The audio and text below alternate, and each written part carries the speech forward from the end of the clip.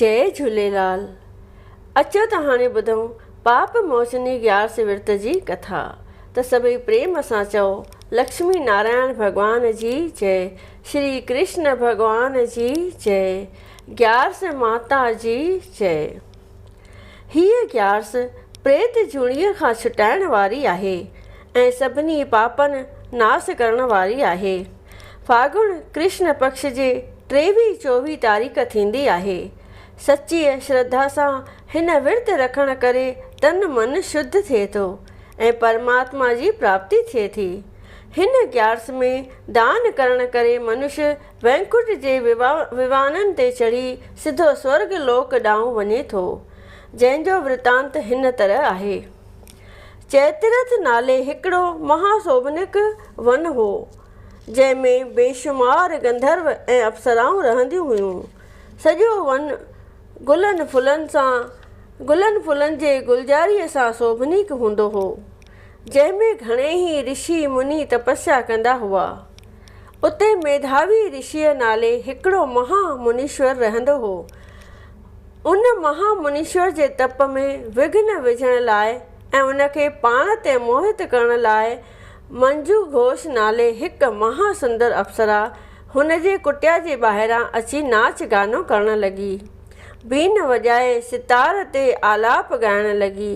कामदेव बि हुन जे तपस्या में अची विघ्न विझण लॻो।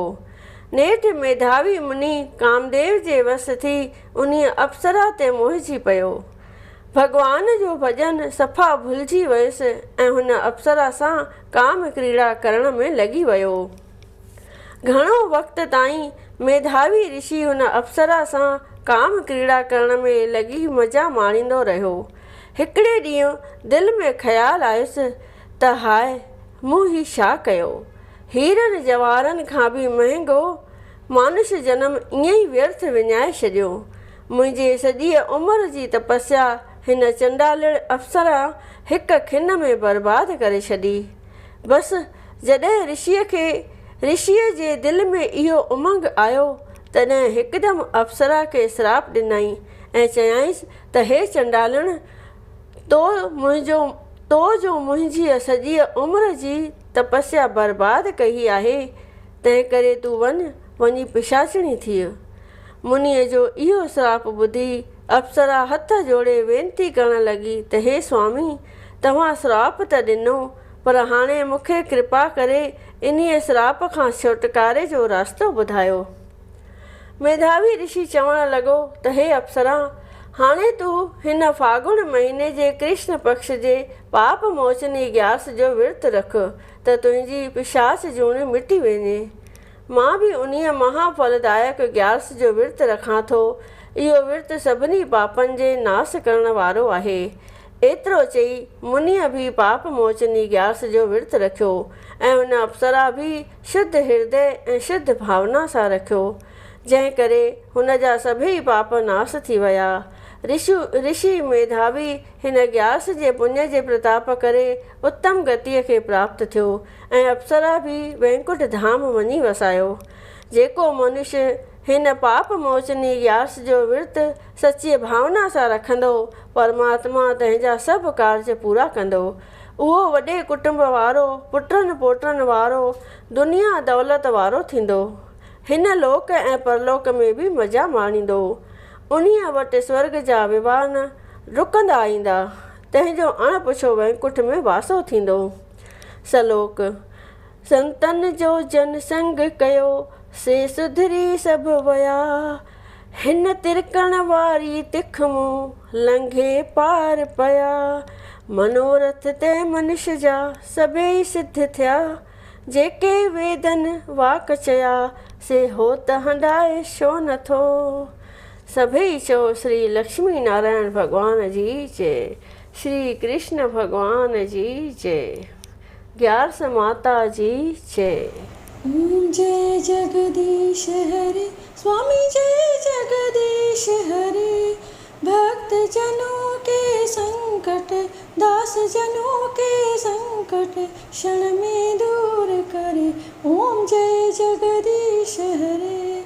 जो ध्यावे फल पावे, दुख बिन से मन का स्वामी दुख बिन से मन का सुख संपत्ति घर आवे, सुख संपत्ति घर आवे, कष्ट मिटे तन का। ओम जय जगदीश हरे। माता पिता तुम मेरे, शरण गऊँ मैं किसकी, स्वामी शरण गऊँ मैं किसकी। तुम बिन और न दूजा, प्रभु बिन और न दूजा, आस करूँ मैं जिसकी। ओम जय जगदीश हरे। तुम पूर्ण परमात्मा, तुम अंतर्यामी, स्वामी तुम अंतर्यामी। पार ब्रह्म परमेश्वर, पार ब्रह्म परमेश्वर, तुम सबके स्वामी। ओम जय जगदीश हरे। तुम करुणा के सागर, तुम पालन करता, स्वामी तुम पालन करता। मैं मूर्ख कलकामी, मैं सेवक तुम स्वामी, कृपा करो भरता। ओम जय जगदीश हरे। तुम हो एक अगोचर, सबके प्राणपति, स्वामी सबके प्राणपति। किस विध मिलूं दया में, किस विध मिलूं दया में, तुमको मैं कुमति। ओम जय जगदीश हरे। दीन बंधु दुख हरता, तुम ठाकुर मेरे, स्वामी तुम रक्षक मेरे। अपने हाथ उठाओ, अपने शरण बिठाओ, द्वार पड़ा तेरे। ओम जय जगदीश हरे। विषय विकार मिटाओ, पाप हरो देवा, स्वामी पाप हरो देवा। श्रद्धा भक्ति बढ़ाओ, प्रेमा भक्ति बढ़ाओ, संतन की सेवा। ओम जय जगदीश हरे। तन मन धन और संपत्ति सब कुछ है तेरा, स्वामी सब कुछ है तेरा। तेरा तुझको अर्पण क्या लागे मेरा। ओम जय जगदीश हरे। जगदीश्वर जी की आरती जो कोई नर गावे, स्वामी आरती जो गावे। कहत शिवानंद स्वामी, कहत शिवानंद स्वामी, मन वांछित फल पावे। घर लक्ष्मी आए, सब दुख मिट जाए। ओम जय जगदीश हरे।